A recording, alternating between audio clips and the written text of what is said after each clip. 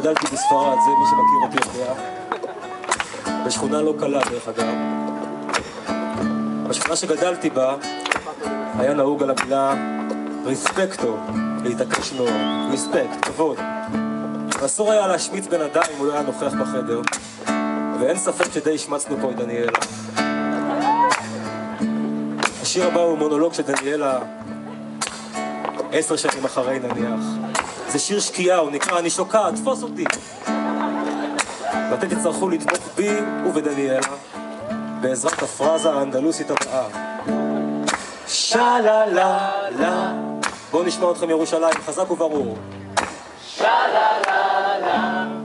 זה היה בכלל לא רע, אני יכול להמשיך.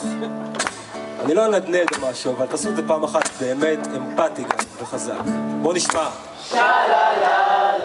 אני מתחילה. אז ככה, לא אהבתי שנוגעים בי, אבל אז הופעת אתה. סתם, לא? אתה ורק אתה, ולפניך מה בכלל היה, ואחריך כולה. שללה. אני לא יודעת מה אומרים לי, לא רבים עברו במיטתי, לא. אני אומרת לך, אני בזכות עצמי, אני רק עם עצמי, אני עצמי, טיפוס ביתי. כן, אבל אם אתה חצי ידוען, עם רבע זמן אתה מוזמן לבוא, לטעם אותי. בוא תבוא. כן, אם אתה שחקן, רקדן, זמר, אמן, חימה, אני שוקעת, תפוס אותי.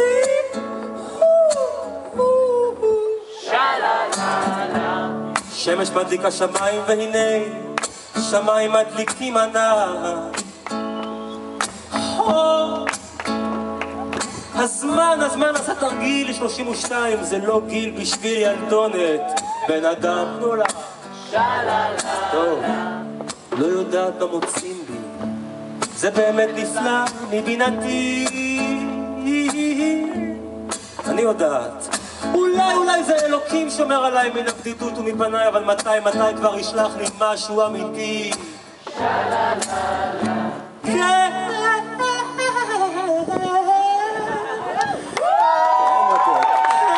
אבל אם אתה שחקן, יופי, אתה מוזמן לבוא לטעום אותי.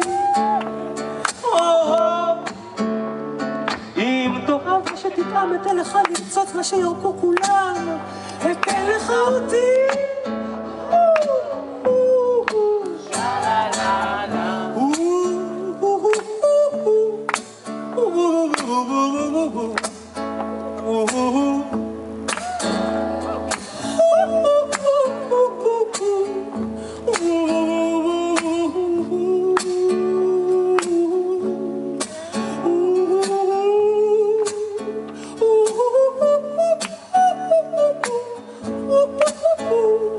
וזה כלום.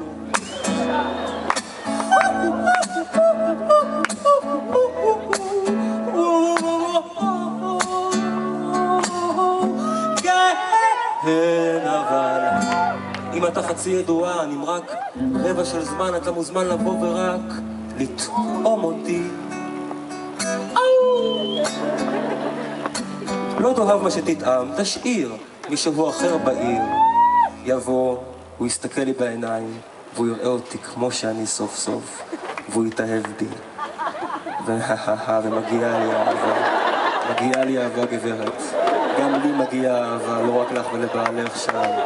והוא יתפוס אותי.